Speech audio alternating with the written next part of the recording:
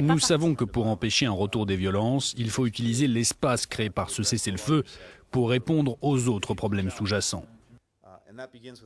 Et pour commencer, il faut s'attaquer à la difficile situation humanitaire à Gaza et commencer à reconstruire.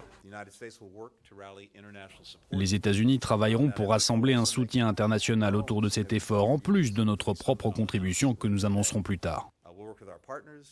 Il faut un travail également avec nos partenaires pour s'assurer que le Hamas ne profite pas de l'aide à la reconstruction. Et puis Cyril Payen est avec nous sur ce plateau. Bonjour à vous Cyril.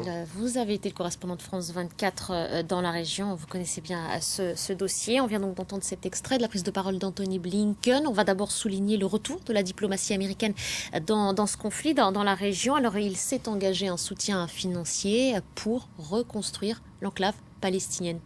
Oui, c'est le service après-vente de l'administration américaine, de sa politique étrangère, après quelques couacs, après un service minimum depuis quelques mois, et puis surtout des atermoiements qui ont un petit peu consterné au sein même de la Maison-Blanche et surtout de l'aile gauche de Joe Biden, le président américain, qui s'attendait à d'autres engagements dans sa politique étrangère vis-à-vis de ce vieux conflit, en dépit évidemment de ce parrainage traditionnel d'Israël. Donc Anthony Blinken fait son service après-vente, après ce cessez-le-feu.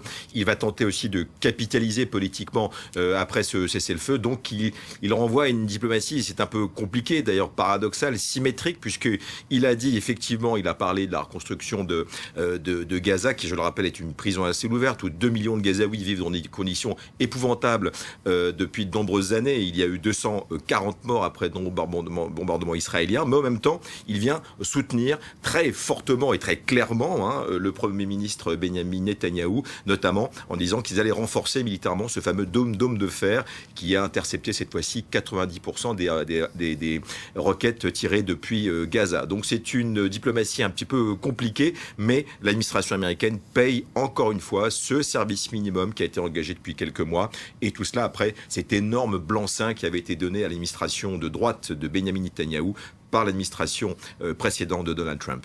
Les États-Unis qui restent donc un allié traditionnel d'Israël. La suite de cette tournée conduira Anthony Blinken, Cyril, à Ramallah, en Cisjordanie occupée, où cette fois-ci il rencontrera le président de l'autorité palestinienne, Mahmoud Abbas, marginalisé, on le souligne là encore. Oui, et puis c'est là aussi on souligne tout le paradoxe de cette négociation qui est très compliquée. Il est certain qu'il est plus important pour Tony Blinken d'avoir rencontré et de donner certaines garanties, certainement à Benjamin Netanyahou, que de rencontrer un président affaibli, très, très vieux, qui est Mahmoud Abbas, le président du Fatah, et qui n'est même pas un des protagonistes de l'affaire, puisque évidemment les deux belligérants étaient l'armée israélienne, l'État d'Israël et le Hamas, et que personne ne parle au Hamas. Donc il est évident que l'étape importante va être, au-delà de ce symbole d'aller à Ramallah, vous le disiez, en Cisjordanie, eh bien c'est l'étape d'après, c'est-à-dire la Jordanie et l'Égypte, qui sont les faiseurs de rois, qui sont ceux à qui on va certainement donner, et l'administration américaine va sûrement donner quelques garanties, notamment financières, mais il y a quand même des points d'achoppement. C'est comment reconstruire Gaza sans renforcer le Hamas. Ce sont les mots d'Anthony Blinken il y a quelques instants. Ça paraît extrêmement difficile puisqu'il n'a aucun contrôle en l'état sur le Hamas. Merci beaucoup Cyril. Merci pour ces éléments de compréhension.